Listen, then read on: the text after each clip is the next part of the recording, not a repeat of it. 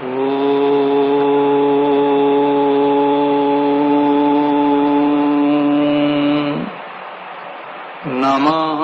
શાંતાય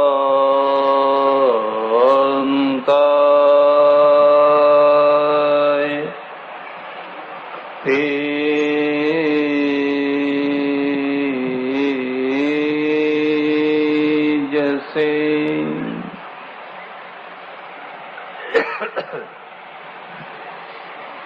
મહેસાણા ઉત્સવ બંગલોઝના પ્રમુખશ્રી, ઉપપ્રમુખશ્રી, મંત્રીશ્રી અને આ સોસાયટીમાં રહેનારા બધા જ મહાનુભાવો,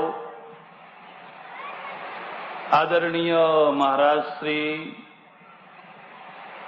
જેમણે બહુ ટૂંકા ગાળામાં પોતાના ગ્રાહકોને પૂર્ણ સંતોષ આપી અને આટલા સરસ મજાના ભવ્ય મકાનો બાંધ્યા છે, એ બધા જ બિલ્ડર ભાઈઓ, મંચ ઉપર બિરાજેલા બધા વિશિષ્ટ મહાનુભાવો, સજ્જનો અને બહેનો,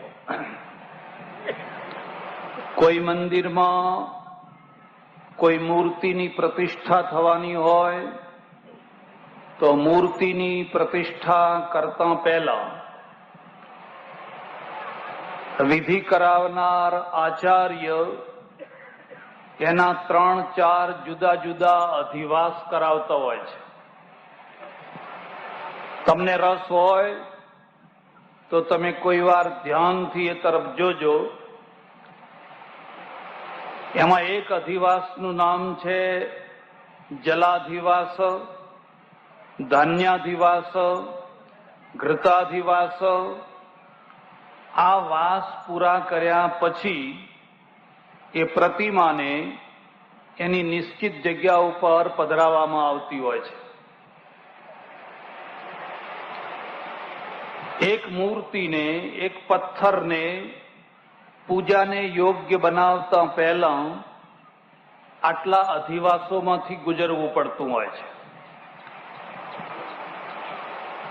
એ શા માટે એની ચર્ચા નહીં કરું, પણ હું આપને એટલું કહીશ કે આપણે જે ભવનોમાં રહીએ છીએ, જે મકાનોમાં રહીએ છીએ, એ મકાનોના, એ ભવનોના વર્ગીકરણ 2 રીતે કરી શકાય. એનું ભૌતિક રૂપ કેવું છે, એની ડિઝાઇન કેવી છે, એના બારી બારણા કેવા છે, એની સુખ સગવડ કેવી છે, અને બીજું એમાં રહેનારા માણસો કેવી રીતે રહે છે, કેવી રીતે જીવન જીવે છે, એમાં રહેનારા માણસો કેવી રીતે જીવન જીવે છે. જો એનું વર્ગીકરણ કરવા બેસીએ તો મારી દ્રષ્ટિએ ઓછામાં ઓછું 4 વર્ગીકરણ કરી શકાય. પહેલા બધા પાણીવાળાને બંધ કરાવી દો, કોઈએ પાણી ફેરવવાનું નહીં. હું પ્રવચન કરી રહું, પછી જેટલું ફેરવવું હોય એટલું ફેરવું. કેશુભાઈ તમને કહ્યું હતું, પણ તમે આડોવડું ના જોશો. બધા બેસી જાઓ.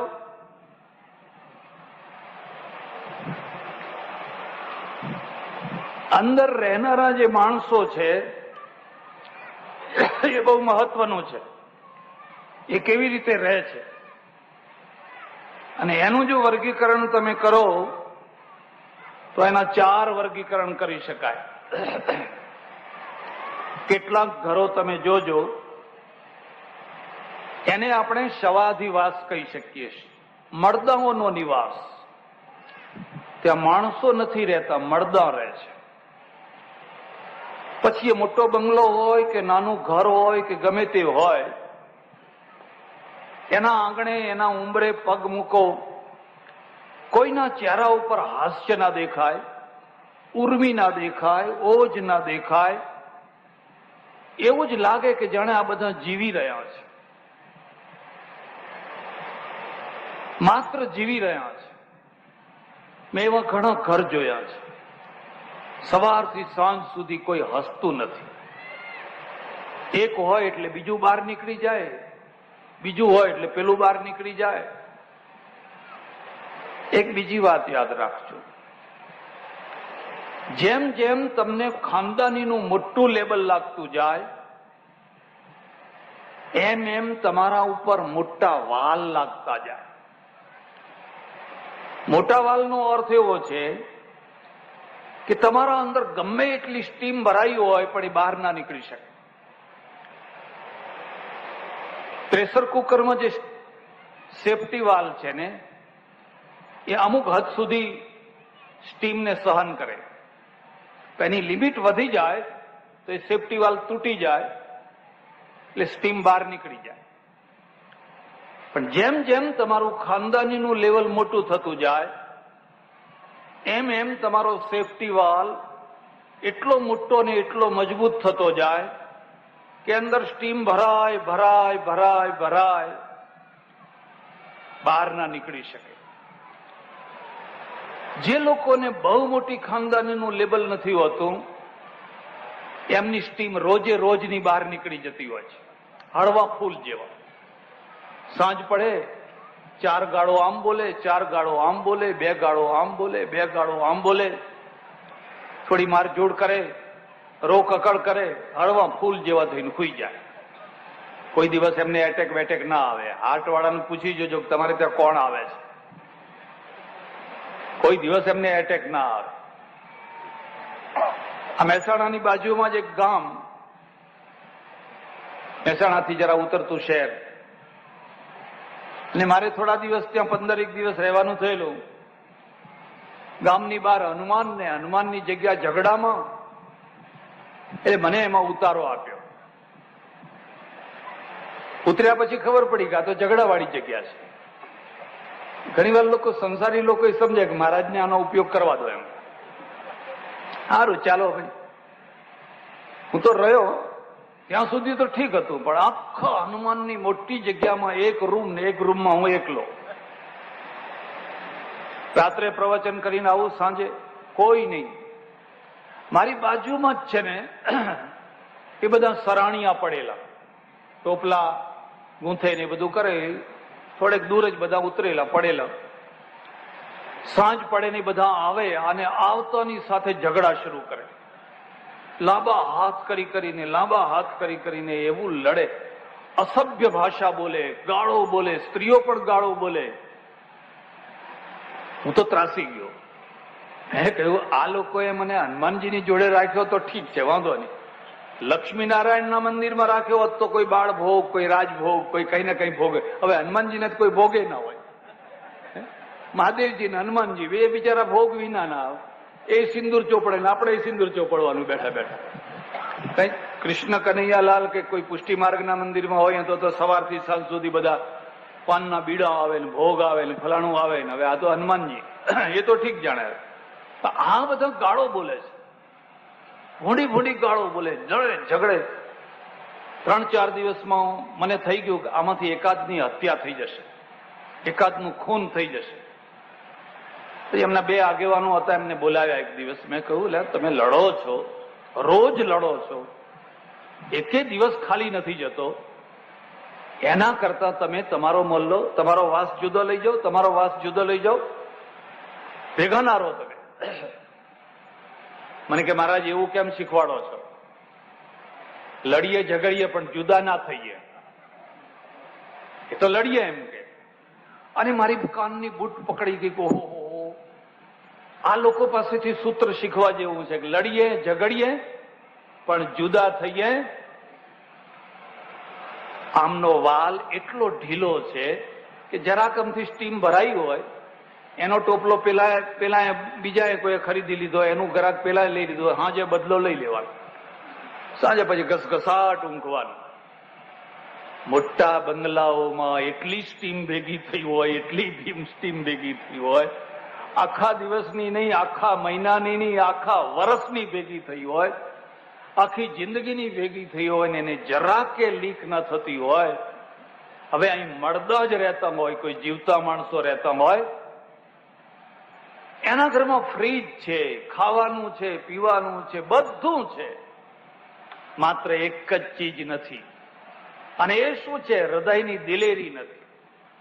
જે ઉર્મી કહેવાય, જે ઓજ કહેવાય, જે હાસ્ય કહેવાય, ખડખડાટ, પતિ પત્નીનું, બાળકોનું, ભાઈઓનું, ભાભીઓનું, દેરાણીનું, જેઠાણીનું બિલકુલ નથી. બિલકુલ સુકાઈ ગયું છે. તળાવ વિશાળ છે, પણ જળ વિનાનું સુકાઈ ગયેલું તળાવ છે. આવા બંગલાઓ, આવા ઘરો નિશાસા નાખતા હોય છે. લોકો એને સ્મશાન નથી કહેતા, પણ ખરેખર એ સ્મશાન કરતા એ ભૂંડા હોય છે. હું તમને એક ખાસ વાત કહું છું. તમે ઝૂંપડામાં રહેતા હોવ કે બંગલામાં રહેતા હોવ, એક બહુ મોટી દિલેરી લઈને રહેજો. કોઈએ નાની મોટી ભૂલ કરી હોય, સાંજે ધોઈ નાખવાની. તમને ખબર છે, બંગલામાં દિવસમાં 2 વાર પોતા થતા હોય છે, 3 વાર પોતા થતા હોય છે. ઝોપડામાં શું પોતા કરે? પોતા કરવા ટાઇલ્સ હોય તો પોતા કરે ને. ત્યાં તો પોતા કરવાની જગ્યા જ નથી. હું ઘણી વાર કહું કે અલ્યા, આ ટાઇલ્સ ને પોતા નથી કરવા, તારા અંદર પોતા કરી નાખ. તારા રોજે રોજના પોતા કરી નાખ તો તારી કાળાશ ઓછી થઈ જાય.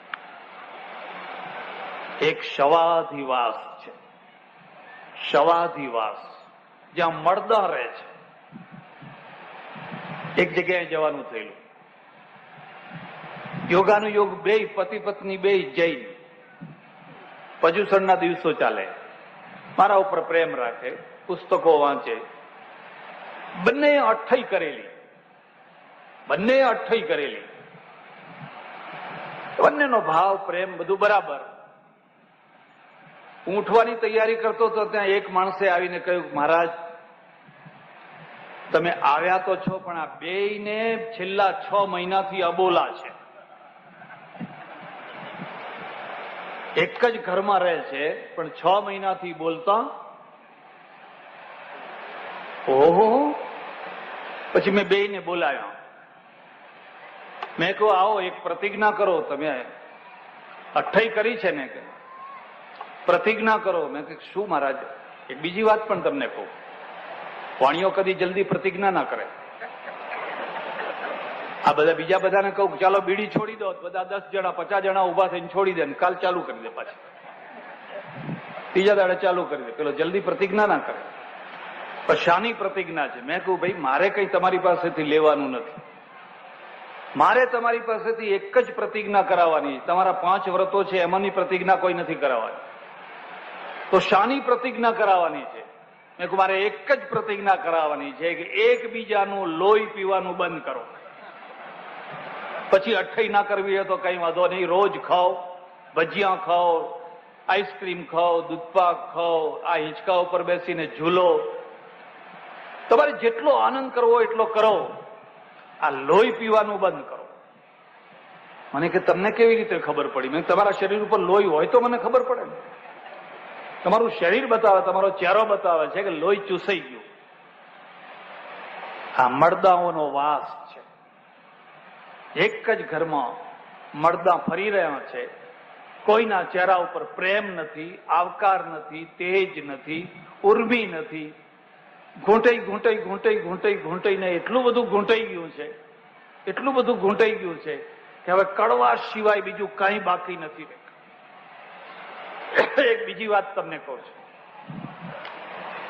બને તો કોઈના જીવનમાં મધુરતા ઘોડી આપજો. ના બને તો કઈ નહીં, પણ કડવાશ ના ઘોડશો, કડવાશ ના ઘોડશો. તમારા મોઢામાં મધુરતા આવી, એની અસર દૂર કરતા વાર નહીં લાગે. થોડુંક પાણી પીવો, બીજી વાર પાણી પીવો, એની અસર પૂરી થઈ જશે. પણ મોઢું જો કડવું થઈ ગયું ને, તો એની અસર ઠેઠ સાંજ સુધી રહેશે. રહી રહીને એમાંથી કડવાશ નીકળશે. અડોશી પડોશી, ઘરના મોટા માણસો, બીજા માણસો નાદાનીથી, ઓછી બુદ્ધિથી, ઈર્ષ્યાથી, દ્વેષથી પોતાના જ માણસોના જીવનમાં કડવાશ ઘોળી નાખતા હોય છે. અને ઘોળેલી કડવાશ છે ને આખી જિંદગી થૂ થૂ થૂ કરે તોય મોઢું કદી મીઠું થતું નથી હોતું. એટલે એક આવાસ જે છે એ તો મરદાઓનો આવાસ છે, મરી ચૂક્યા છે, બોલી નથી શકતા, કોઈને કહી નથી શકતા, અને બોલી નથી શકતા, કહી નથી શકતા, એટલે જીવે જાય છે, જેમ તેમ જેમ તેમ જેમ તેમ જીવે જાય છે. એક બીજો જે આવાસ છે, એ આવાસનું નામ છે અસુરાધિવાસ. અસુર કોઈ સિંગડા નથી. કોઈ સિંગડા હોય તો એને અસુર કહેવાય એવું ના સમજતા. અસુરનો આટલો જ અર્થ છે, જે માત્ર પોતાના સ્વાર્થનો વિચાર કરે એનું નામ અસુર. સંયુક્ત જીવન કોઈ દિવસ પરમાર્થ વિના ચાલતું નથી હોતું. માત્ર પોતાના જ સ્વાર્થનો વિચાર કરે એટલે તમે એકે એક ધીરે ધીરે ધીરે બધા અસુર થઈ જશે.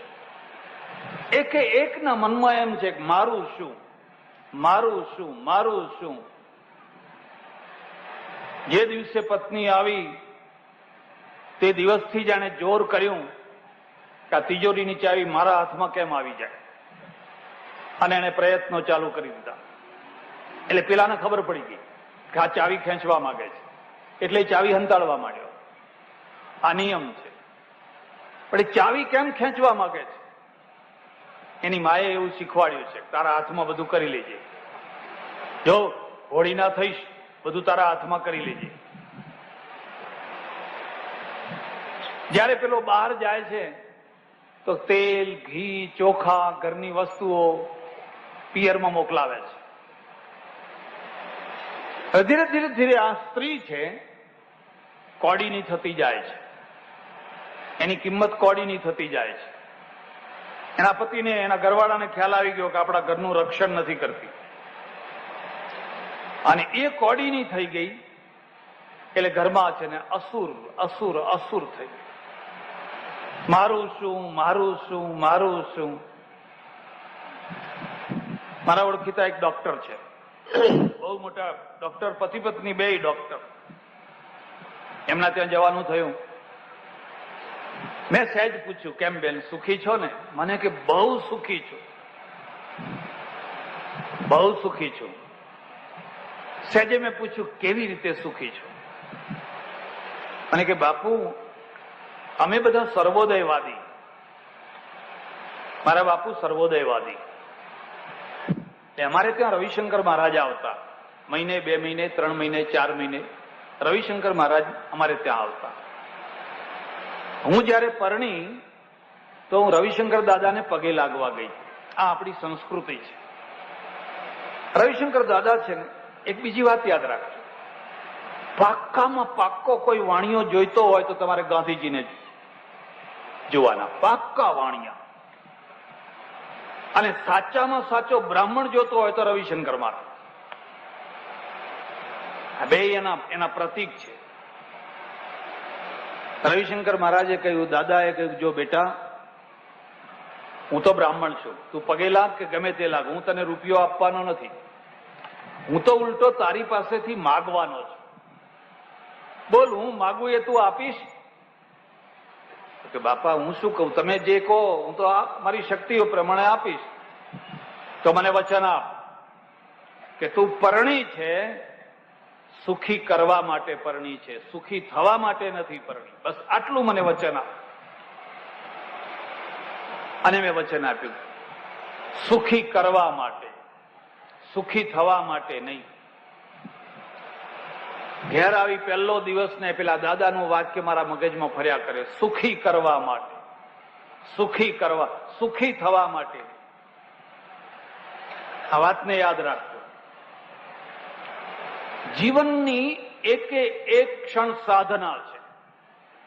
પ્રત્યક્ષ સાધનાને આપણે પડતી મૂકી અને જે ખરેખર સાધના નથી એની પાછળ દોડીએ છીએ. એ સ્ત્રી અમારી પાસે, સાધુઓ પાસે આવે એટલે અમે કહીએ કે તું આ દેવ દર્શન કરવા જા, મંગળા કરવા જા, ફલાણું કરવા જા, ફલાણું કરવા જા, અહીં ચોખા મૂક, અહીં ચોખા મૂક, અહીં ચોખા મૂક. પણ એ એને કહેવાનું ભૂલી જઈએ કે જે ચોખાની ગુણ લાવે છે એને ચોખા મૂક પહેલા.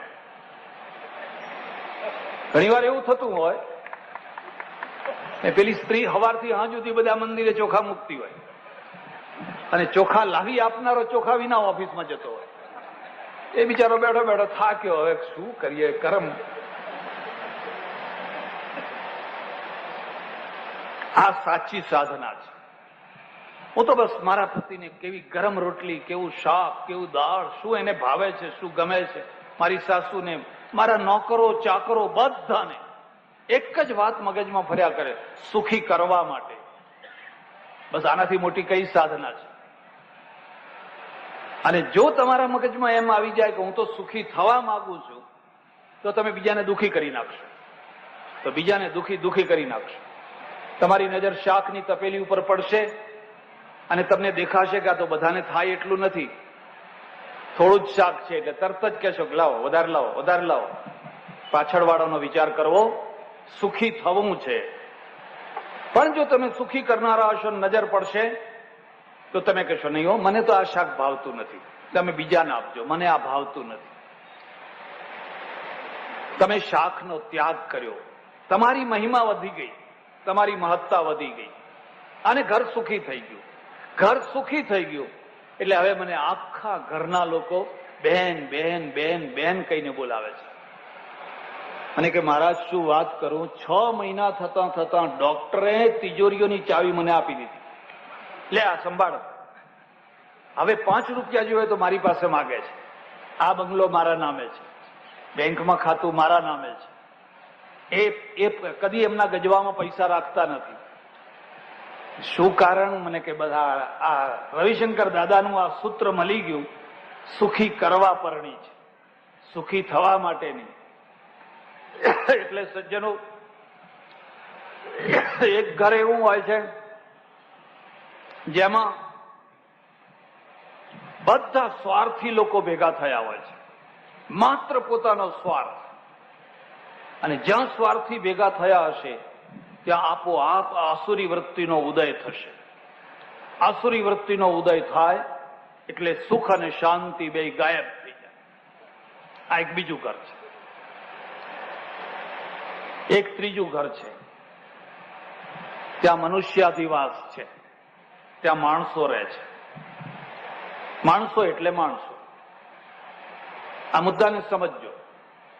જેણે જન્મ ધારણ કર્યો છે, પછી એ બુદ્ધ હોય કે મહાવીર હોય, ગાંધી હોય કે કોઈ બીજું કોઈ હોય, માનવતાની મર્યાદાના બંધનો રહેવાના ને રહેવાના જ. કલ્પનામાં ના દોડો. કલ્પનાથી કશું મળવાનું નથી. વાસ્તવિકતાને સમજો. મને ભૂખ લાગે છે, અને ભૂખ લાગે એટલે રસોડા તરફ નજર જાય છે. પછી મેં કથા ભલે કરી હોય કે આ આત્માને ભૂખ નથી લાગતી, આત્માને ખાવું પીવું છે જ નહીં. આ શરીર છે, શરીરના ધર્મો છે, પણ આત્માને એવા કોઈ ધર્મો છે જ નહીં. આ તો બધી કલ્પનાઓ છે, અને કલ્પનાઓથી કશું કાંઈ પરિણામ આવતું નથી હોતું. એનું પરિણામ, એક ખોટું પરિણામ એ આવ્યું છે કે આપણું બોલવું અને આપણું જીવન બેયમાં બહુ મોટું અંતર પડી ગયું છે. આ પશ્ચિમના લોકો છે એક રીતે સારા છે. એ તો ચોખ્ખું કહે છે કે અમે ભોગી છીએ. એ કદી એવો દાવો નથી કરતા કે અમે ત્યાગી છીએ, અમે ત્યાગી છીએ. કદી એ તો કહે છે કે અમે ભોગી છીએ. ચોકલેટ ખાય, આઈસ્ક્રીમ ખાય, ફલાણું ખાય, કોકા કોલા પીએ, આખો દિવસ સવારથી સાંજ સુધી ખા કરીએ, પી કરીએ. અમે તો ભોગી છીએ. 60 વર્ષે પરણીએ, 70 વર્ષે પરણીએ, 80 વર્ષે પરણીએ, ડોસી પરણે. અમે તો ભોગી છીએ. આપણા ત્યાં શું છે? તીવ્ર ત્યાગની વાતો, અને વર્તમાન સાથે એનો કોઈ મેળ નહીં, એનો કશો મેળ નહીં.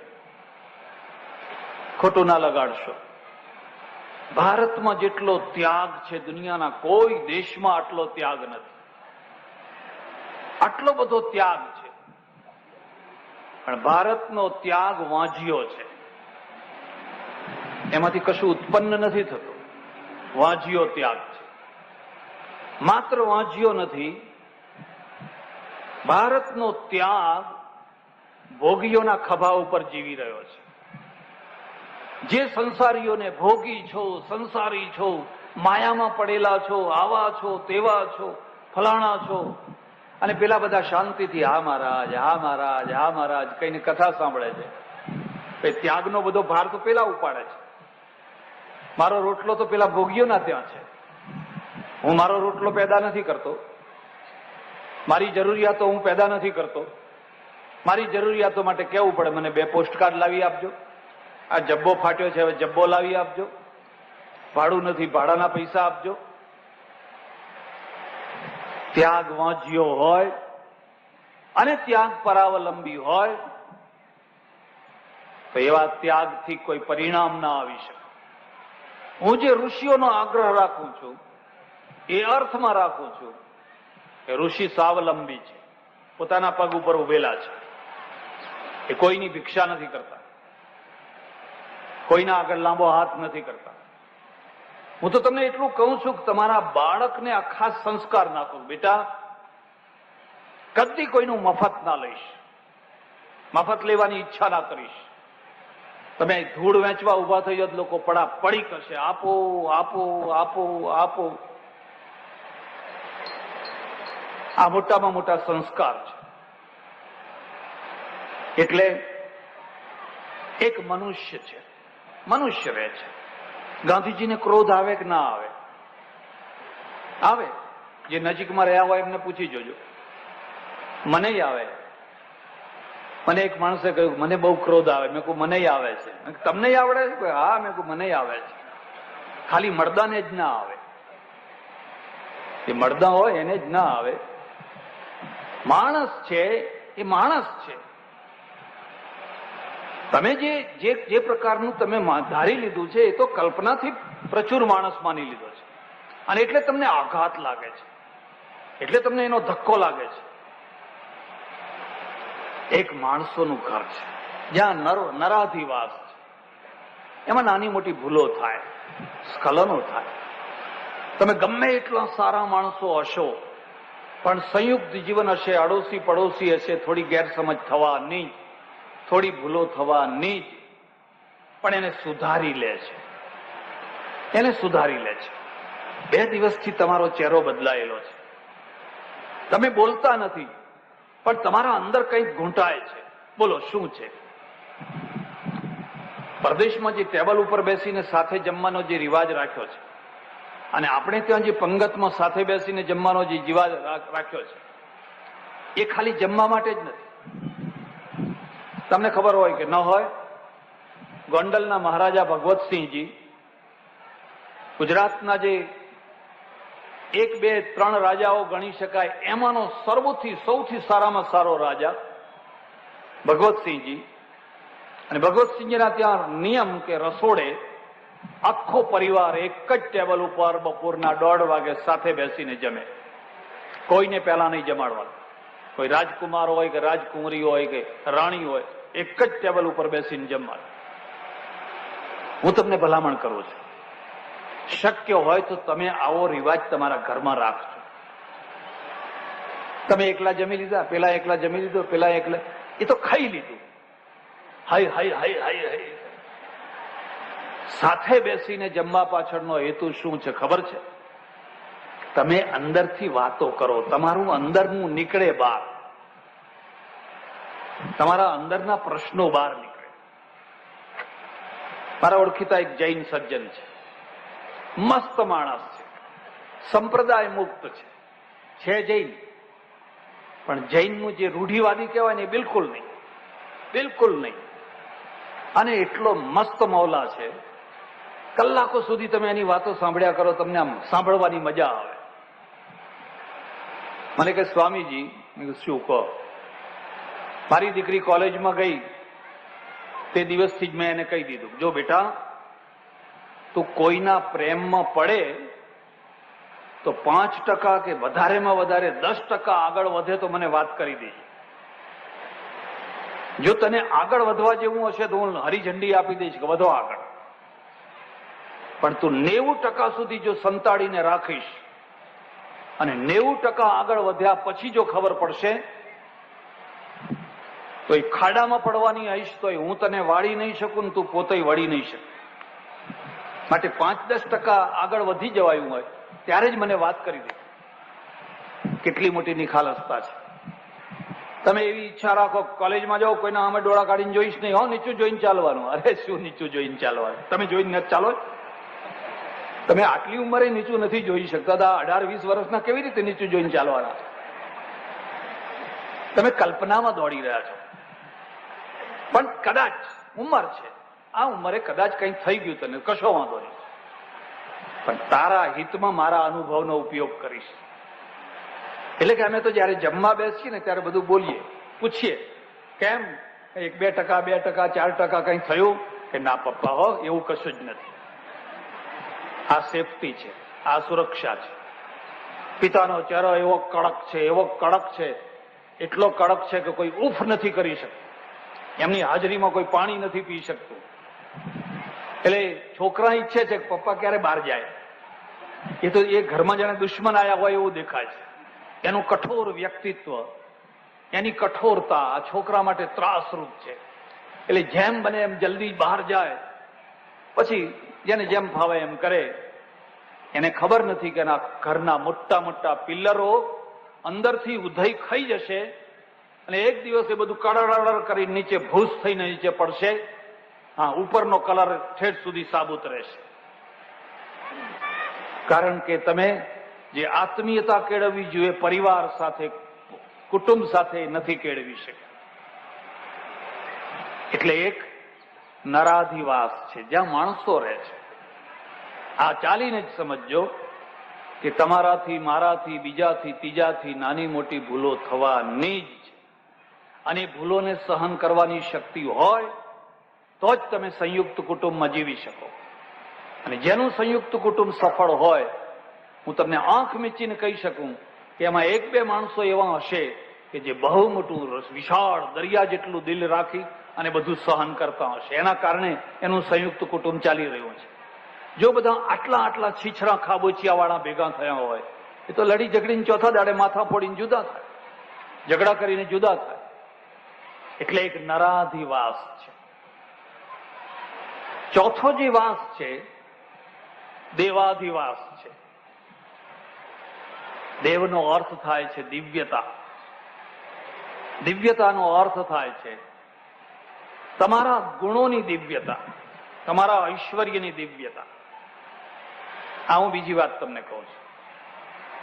હું હંમેશા વૈભવનો સમર્થક રહ્યો છું, સાદાઈનો સમર્થક નથી રહ્યો.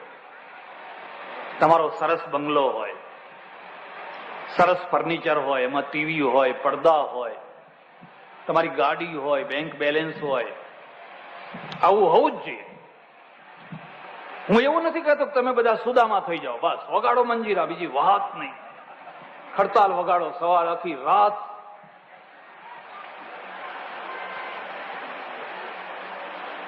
તમારો વૈભવ એ જ બીજાની રોજી છે. તમારો વૈભવ નહીં હોય તો બીજાની રોજી નહીં હોય. જેટલી સાદાઈ તમે પાડશો ને એટલી રોજીઓ ઓછી થવાની છે. મારી વાતનો અનર્થ ન કરતા. પ્રજા જો વધુ પડતી સાદાઈનું આચરણ કરતી થાય તો દેશ ગરીબ થઈ જાય, દેશમાં ગરીબી ફેલી જાય. કારણ કે રોજીઓ ઊભી ના થાય. જેણે આ રથ બનાવ્યો છે, જેણે આ કલાકૃતિ બનાવી છે, એને રોજી ક્યારે મળી કે આપણે એ કલાકૃતિને, એક કલાકારને, એક યોગ્ય વ્યક્તિને આપણે અર્પણ કરી ત્યારે. ખાલી સૂતરની આંટી જ આપીને પતાવી દીધું હોત. હું તો ઘણી જગ્યાએ જઉં, એની એ આંટીઓ ફર્યા જ કરતી હોય. કપડાં ધોવાય પણ આંટીઓ ના ધોવાય, કાળી મેશ થઈ ગઈ હોય. એટલે હવે કપડાં ધોવાય છે, હવે આ આંટીઓ તો બદલો. એની એ જ ફર્યા કરતી હોય. તમારા વૈભવમાંથી બીજાની રોજી ઊભી થતી હોય છે. ચાણક્યનું અર્થશાસ્ત્ર તમે વાંચજો. પ્રજા વૈભવી હોવી જોઈએ. કોઈ નગર શેઠ હોય, એને આ હોય, તે હોય, બાગ બગીચા અહીં સુંદર હોવું જોઈએ. લોકોને ગુમરાહ કરવામાં આવ્યા. એવી રીતે ગુમરાહ કરવામાં આવ્યા. હા હા હા, શું ભેગું આવવાનું? આ મખમલના જામા પહેર્યા કઈ ભેગા આવવાના હતા? તમે આ ગાડી લઈને ફરો છો તો ગાડી કઈ ભેગી આવવાની હતી? એટલે આ બધું ભેગું આવે તો જ વાપરવાનું, એમ ને? ભેગું ના આવે તો નહીં વાપર. અને ભેગું ના આવે, અને જો ભેગું આવતું થાય તો દશા શું થાય? આ તો સારું છે કશું ભેગું લઈ જવાતું નથી, પણ ભગવાન જો છૂટ આપે કે ચાલો હમણાં 5 વર્ષ સુધી તમારું જે હોય તમને લઈ જવા દેવામાં આવશે, મોત બગડે, લોકોના મોત બગડે. કારણ કે 80 વર્ષનો ડોસો મરવા પડ્યો છે. એટલે પેલો એનો છોકરો છે ને એની વહુને કહે છે, જો ધ્યાન રાખજે હો, બાપા હવે 2 દિવસ માડ કાઢશે, અને જતી વખતે કોઈ સારી ચીજ ના લઈ જાય. અને એ ડોસો મરે ને પેલું રંગીન ટીવી માથે મૂકીને ચાલવા માંડે, વહુ જવા દે ખરી, મૂકો મૂકો, ક્યાં લઈને હેડ્યા, મૂકો, અમે શું જોશું પછી? આ તો સારું છે કશું લઈ જવાતું નથી. જો લઈ જવાય તો લોકો શાંતિથી મરવાય ના દે. કેવી ઉલટી વાત કાઢી દીધી કે હું નથી લઈ જઈ શકતો માટે આ બધું નકામું છે. અરે હું ના લઈ, મારા છોકરા વાપરશે, સમાજ વાપરશે. તમને વ્હીલ કરતા આવડવું જોઈએ. તમારું વ્હીલથી એનો પૈસો સંસ્થાઓમાં જશે. તમે કેમ એટલી ઉદારતા નથી રાખતા કે આ બૈરી છે, સ્ત્રી છે, એ તો ઘરના દરવાજા સુધી જ આવશે, એટલે એની ઈચ્છા છે, તમારી ઈચ્છા છે તમારા સાથે ચિતામ ચડી જાય, એમ ને? પેલા તમે જ કરી બતાવો. સ્ત્રીઓને તો બહુ ચિતામાં ચડાવી આપણે. બંગાળમાં 70,000 સ્ત્રીઓને ચિતા ઉપર ચડાવી દીધી. અરે બારણે અટકી જાય છે એ જ સારું છે, એ જ્યાં છે એ જ સારું છે. વૈરાગ્ય હોવો જોઈએ, પણ કલ્પના વિહારી વૈરાગ્યથી પ્રશ્નો ઉકેલાતા નથી, પ્રશ્નો ગૂંચવાય છે, એનાથી પ્રશ્નો ગૂંચવાય છે. એટલે એક માણસ છે, માણસ તરીકે રહે છે, અને હંમેશા એક વિશાળ ઉદારતા લઈને રાખજો. હું એટલે સુધી તમને કહું, એક માણસ સિગરેટ પીવે છે, મને ધુમાડો જરાય ના ગમે. ઘણી વાર એવો અનુભવ થાય, પણ એનો અર્થ એવો નથી કે હું એમ માની લઉં કે આ સિગરેટ પીનારો માણસ ખરાબમાં ખરાબ છે, એવું નથી. એને કુટેવ પડી ગઈ હોય, એ છોડી દે તો સારું છે, પણ છતાં એ સિગરેટ પીતો હોય, બીજા ઘણા એનામાં સદગુણો હોય. ઘણા માણસો એવા હોય બિલકુલ વ્યસની ના હોય, પણ દુર્ગુણોનો પાર ના હોય. તમને ઊંધા કાપી નાખવા હોય તો ઊંધા કાપી નાખે, ને આડા વેતરવા હોય તો આડા વેતરી નાખે. એમના ઉપર વિશ્વાસ ના કરાય. એટલે એક દેવાધિવાસ છે. તમે વૈભવથી, ઐશ્વર્યથી, ન્યાય નીતિથી જીવો. તમારા પૂર્વજો, મારા પૂર્વજો કેવા મકાનમાં રહેતા હતા એ આપણે જાણીએ છીએ. ગોડાઉન જેવું ઘર. એમાં ગામડામાં જે ખેડૂતો હોય એમના ઘરમાં સૌથી પહેલા તો કેટલ રૂમ આવે, પછી સિટિંગ રૂમ આવે. પહેલા તો ગાય, ભેંસ, બળદ જે હોય એના પૂંછડા આઘા કરતા કરતા કરતા આમ ધોતિયો આમ તેમ કરીને પછી આગળ જવાનું. અને એકદમ સીધું ગોડાઉન જેવું હોય, બારી બારણા કાંઈ નહીં. પાછળ એક આટલી બારી હોય, એમાં રસોડું. ધુમાડો થાય, હવે આ સ્ત્રી આંધળી ના થાય તો થાય શું? એમાં જાડા કપડા વાળી લાજ કાઢવાની, ઊંચેથી બોલાય નહીં, બહાર નીકળાય નહીં. એક તરફ સુવાવડીનો ખાટલો હોય, એક તરફ આ બધું હોય. આપણે બધા આ રીતે જીવતા. આજે આપણે જોઈએ છીએ કે આખું બધું બદલાઈ ગયું. આ સારું થયું. આના કારણે આપણે ગૌરવપૂર્વક કહી શકીએ કે 50 વર્ષની તુલનામાં આજે અમે ઘણી સારી રીતે જીવન જીવી રહ્યા છીએ, એવું કહી શકીએ. અને એનું મૂળ કારણ એ છે કે લોકોએ જાત જાતના ધંધા, ઉદ્યોગ, તે બધું કરવા માંડ્યું. એમાંથી આ બધો વૈભવ થયો. આજે હવે અમેરિકાના ઉતરેલા કપડા લોકો નથી પહેરતા, અમેરિકાનું ઉતરેલું અનાજ નથી ખાતા. એક ટાઈમ હતો કે આપણે બધું અમેરિકાનો અઠવાડ ખાઈને જીવતા હતા. આજે આપણે પોતાનું અનાજ ખાઈએ છીએ, પોતાના કપડાં પહેરીએ છીએ અને ગૌરવપૂર્વક જીવીએ છીએ. છેલ્લા 50 વર્ષની તપસ્યાનું આ ફળ, આ રાષ્ટ્રીય તપસ્યા છે, એક દેવાધિવાસ છે. એટલે બીજી વાત પણ તમને કહું છું, કદી પણ કોઈના ઐશ્વર્યને જોઈને ઈર્ષા ના કરશો, મન ના બાળશો. અહીં તો આપણે બહુ ઈર્ષાળુ છે, સુખદ્રોહી છીએ, સુખદ્રોહી છે. છોકરા સાચવી લો, કોના છે?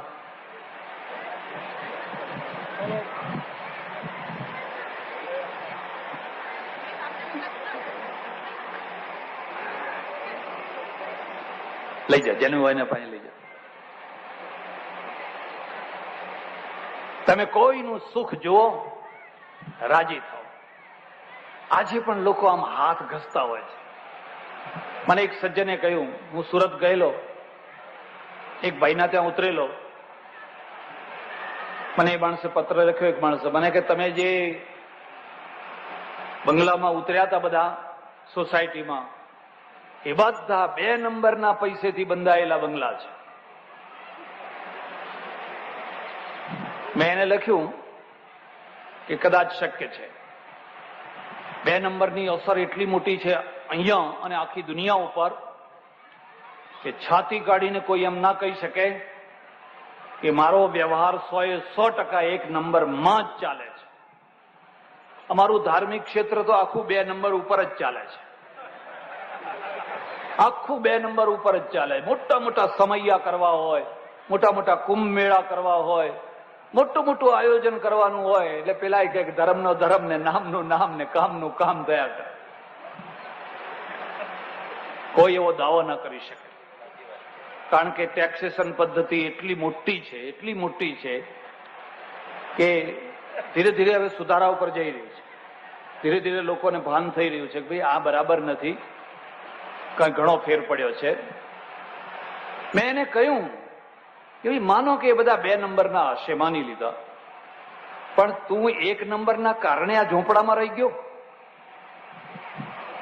તારો 1 નંબર હતો એટલા માટે તું ગરીબ રહી ગયો. ઈર્ષ્યા ના કરો.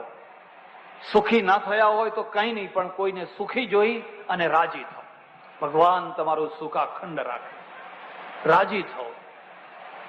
અમેરિકામાં મેં ઘણી જગ્યાએ જોયું, આખી સોસાયટીમાં કોઈ નવી સારી મોડલની ગાડી લાવે તો સાંજે બધા ભેગા થઈને એને અભિનંદન આપે. આપણી સોસાયટીનું નાક કહેવાય, તો બહુ સરસ ગાડી તમે લાવ્યા. બધા ખુશ થાય. મારા દેશની દશા એવી છે કે જો તમે સેકન્ડ હેન્ડ 25 વર્ષ જૂનો મોડલ લઈ આવ્યા ખડખડ તો એ સોસાયટી વાળા રાત્રે મીટિંગ કરીને કહે કે આ કેવી રીતે આવી, તપાસ કરો, આ કેવી રીતે આવી. ઉઠવાનું નહીં ભાઈ, બેસી જાઓ. વિક્ષેપ ના કરો, કોઈ ઉઠવાનું નહીં. મારો અડધો ટાઈમ તો મારે આ વ્યવસ્થા કરવામાં જ જાય છે. અને છેવટે પછી એનું ક્રિયાત્મક રૂપ એ બતાવે કે 1-2 છોકરા જેની લીટા કરી, ખીલીઓથી લીટા કરી આવે, 1-2 પંચર પાડી આવે, કંઈક ને કંઈક પરાક્રમ કરે એટલે શાંતિ થાય. કોણે આ શીખવાડ્યું? કારણ કે તમને જીવન જીવતા નથી આવડ્યું, તમે સુખ જોઈ શકતા નથી, સુખના દાઝેલા છો, સુખી થઈ નથી શકતા, એટલે કોઈનું સુખ જોઈ નથી શકતા. એના પરિણામે તમે આવું કરો છો. એટલે એક દેવાધિવાસ છે. હું ઈચ્છું કે મહેસાણામાં ઘણી સોસાયટીઓ હોય અને આવા સરસ સરસ બંગલામાં મહેસાણામાં પ્રજા રહેતી હોય ને ખૂબ સારી રીતે જીવન જીવતી હોય. યાદ રાખજો, આમાંથી જ રોજી ઊભી થવાની છે. આ જ બંગલાઓમાંથી કેટલાય લોકોને રસોઈની નોકરી મળશે, કેટલી કામવાળીઓને નોકરી મળશે, કેટલા ધોબીઓને નોકરી મળશે, કેટલા ડ્રાઈવરોને નોકરી મળશે, કેટલા મિસ્ત્રીઓને નોકરી મળશે, કેટલાય લોકોને આમાંથી નોકરીઓ મળવાની, ધંધો મળવાનો છે. એક છેલ્લો છે, એનું નામ છે સંતાધિવાસ છે. ત્યાં સંત રહે છે. સંત રહે છે એનો અર્થ તમે સમજ્યા? કોઈ ટીલા ટપકા કર્યા હોય એને ના સમજતા. આપણા ત્યાં જે સંતો થયા છે, સાધુઓ જુદા છે, સંતો જુદા છે. સંતો તો સ્વયંભૂ છે. નરસિંહ મહેતા સંત છે, કબીર સંત છે, તુકારામ સંત છે. આ તો બધા સંત છે. રોહિદાસ સંત છે. એ કોઈ નામ નથી બદલતા, વેશ નથી બદલતા. એમને પત્નીઓ હોય છે, એમને બાળકો હોય છે. કબીરદાસ તો કપડાં વણીને પોતાની રોજી ચલાવે છે. અને મુદ્દો યાદ રાખજો, જેનું પેટ પરાધીન હોય એની વાણી કદી સ્વાધીન ન હોઈ શકે. હમણાં મારે ત્યાં 3 જૈન મુનિઓ આવ્યા. ગાડીમાં બેસીને, કારમાં આવો બેઠા, વાત કરી. પિતા પુત્ર 2 હતા. મને કે એક જ ઘરના અમે 6 જણાએ દીક્ષા લીધી. જેટલી મિલકત હતી મુંબઈમાં એ બધી મોટી દીકરીને આપી દીધી, કઈ બાકી કોઈ પાછળ રહ્યું નહીં. અમે 6 જણાએ દીક્ષા લીધી અને કઈ વરઘોડો કાઢ્યો, કઈ વરઘોડો કાઢ્યો, કઈ વરઘોડો કાઢ્યો. પછી વાસ્તવિકતાની ખબર પડી. વાસ્તવિકતા તો પછી જણાઈ. ઓહો, આ ડુંગરા તો બધા દૂરથી રળિયામણા છે, નજીક જાઓ તો ખબર પડે. પછી બહુ ગુંગળાયા. એટલામાં તમારું પુસ્તક અમારા હાથમાં આવ્યું. પેલો વૃદ્ધ ડોસો મને કહે છે, મને કે મારા અનુભવ પુસ્તક મેં વાંચ્યું, માથા ઉપર મૂકીને હું નાચ્યો. મારા માથા ઉપર મૂકીને હું નાચ્યો. ઓહો, આવું લખનાર કોઈ સાધુ છે ખરો? અને ત્યારથી મારી એક ઈચ્છા હતી કે હું તમને ક્યારે મળું. પણ અમારા સામે મોટો પ્રશ્ન હતો કે આખી વાતને લોકોને સમજાવી કેવી રીતે. મને 2 મોટી આશાઓ છે, બ્રાહ્મણોની ને વાણિયાની.